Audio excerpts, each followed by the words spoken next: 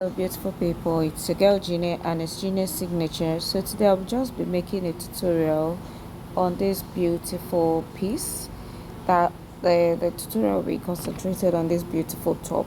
It's a very simple, like ready to wear kind of top. So if this is what you're interested in, please kindly watch till the end.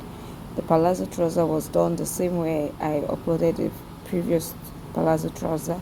So the concentration now is just going to be on the upper part, that is the top.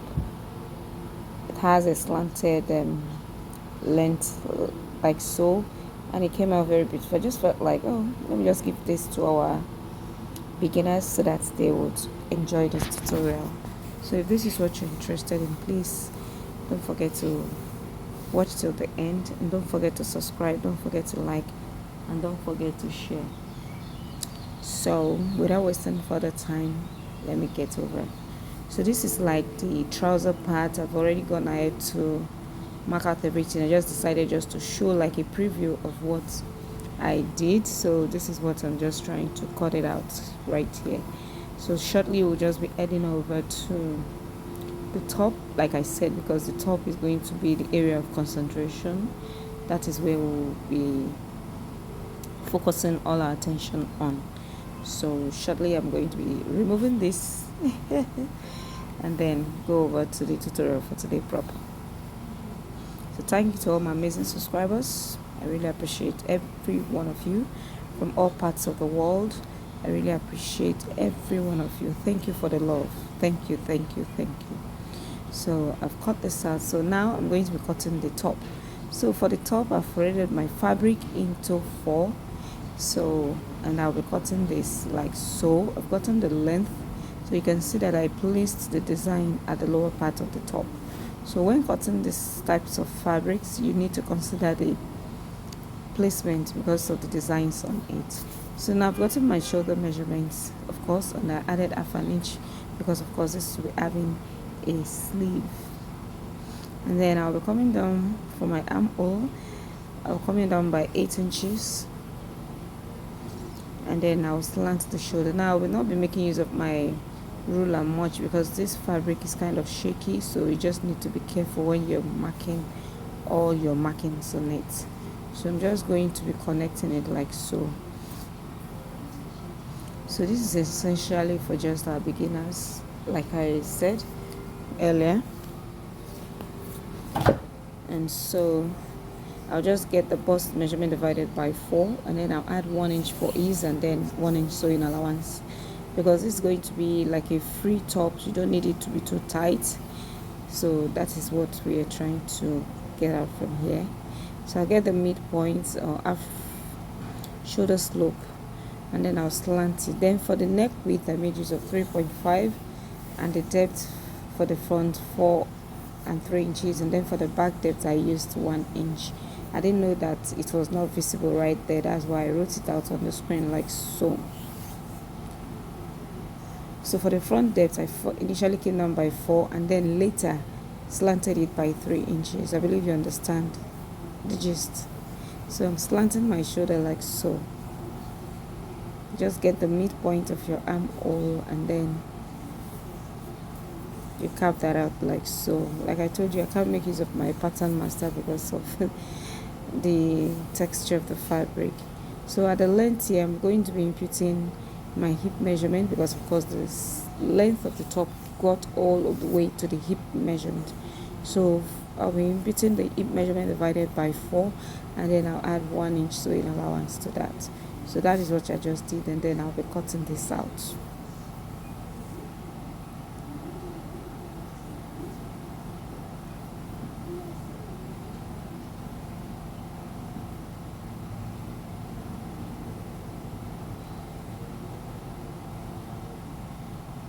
So this is what I have, and then I'll be cutting out the neckline for the back first, and then I'll slant the shoulders.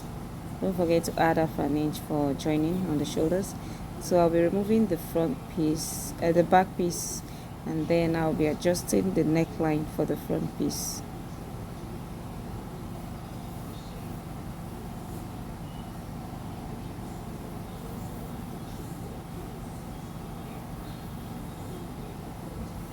So just place it properly like that, and then adjust the neckline.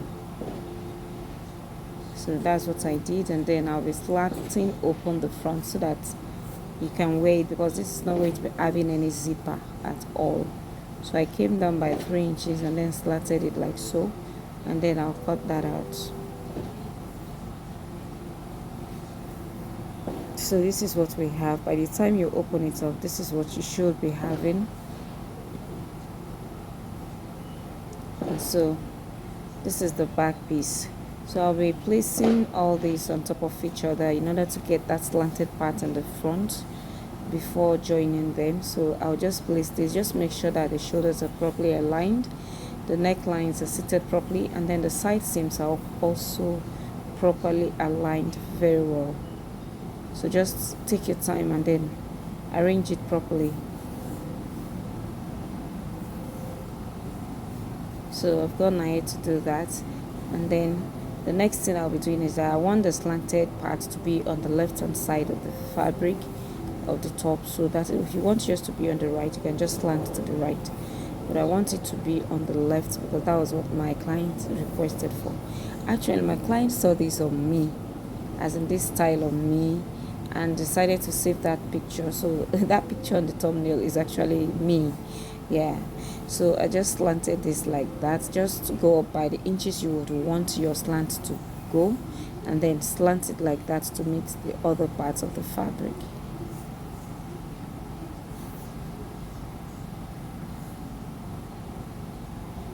So let me just kindly shift this up a little bit so that I would get an even line, just like a straight line.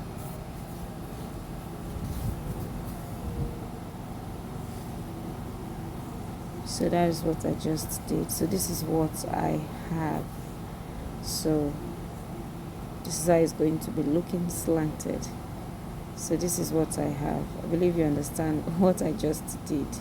So now the next thing to do is just cut out facings and then go all the way, and then I don't know if you know how to cut facings. It's quite easy. Just fold a piece of fabric and then cut out exactly the same neckline that you have, and then add some inches for the length, and then you go ahead, take it to your sewing machine and then run the stitch along those lines like so. Then for the back as well, you'll be repeating the same thing.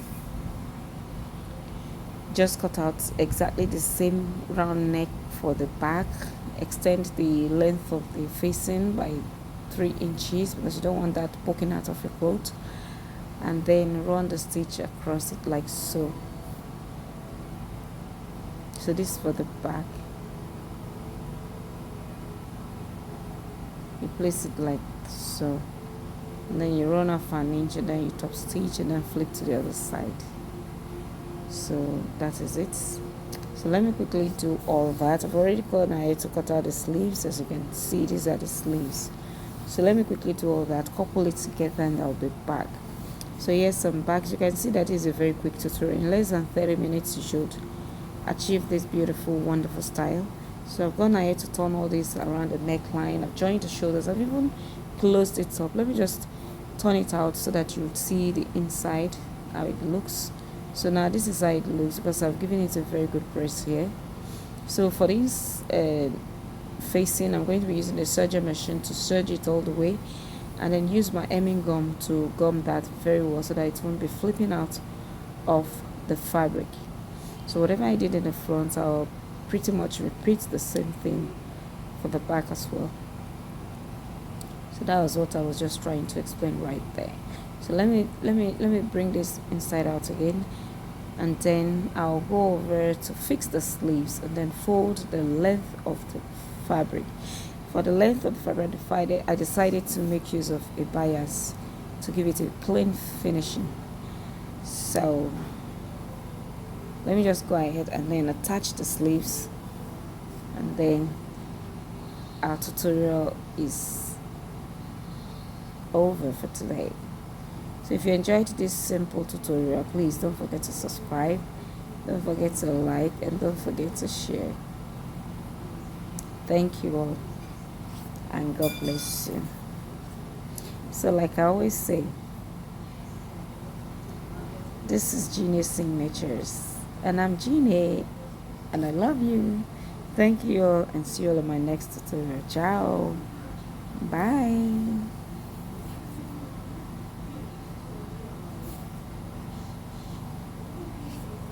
Thank you. Bye.